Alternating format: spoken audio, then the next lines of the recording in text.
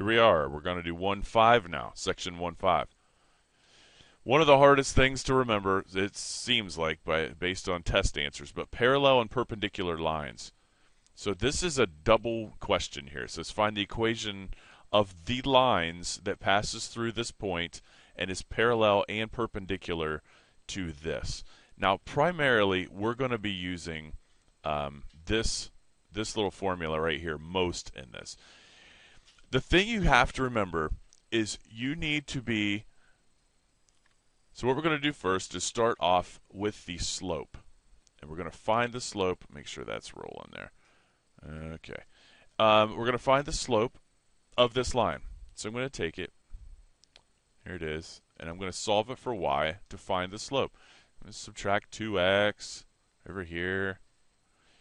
Y would equal negative 2x plus 6. And if you look at that, can you tell me what the slope is? And I would hope the answer is yes, because it is negative 2.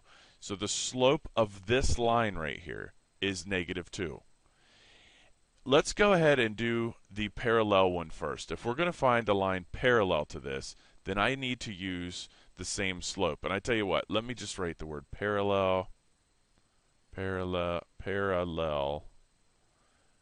and we'll do that over here.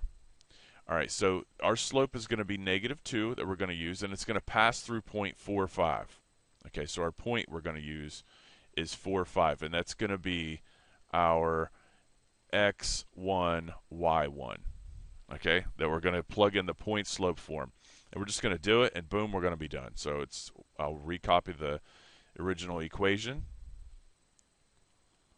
All you got to do to get better at this is just keep practicing. So this would be y minus 5 equals negative 2 times x minus 4. All right, so we distribute that through.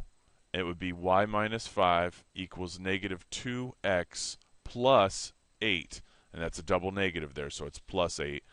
And I would add 5.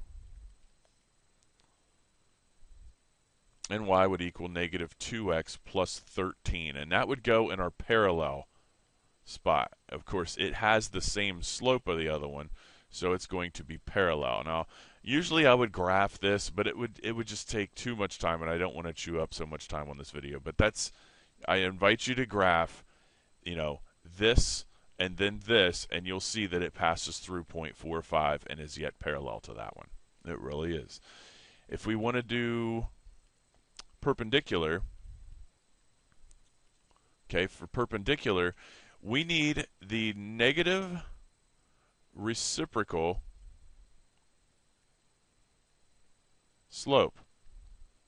Don't forget that. You need the negative reciprocal slope from the original line.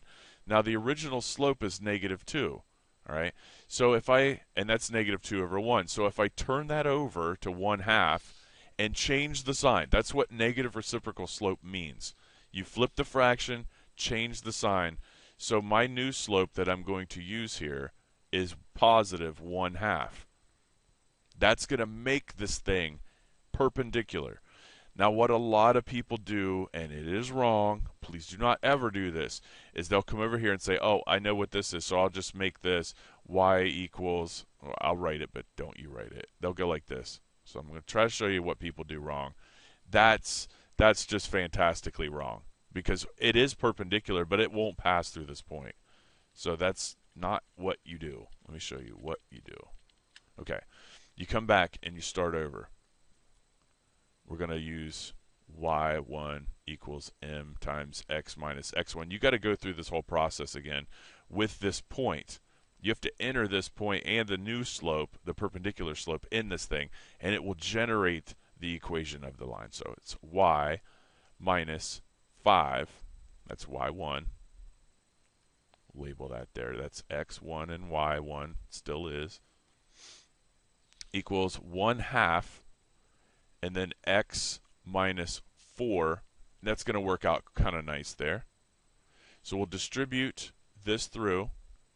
So it's y minus 5 equals 1/2 x.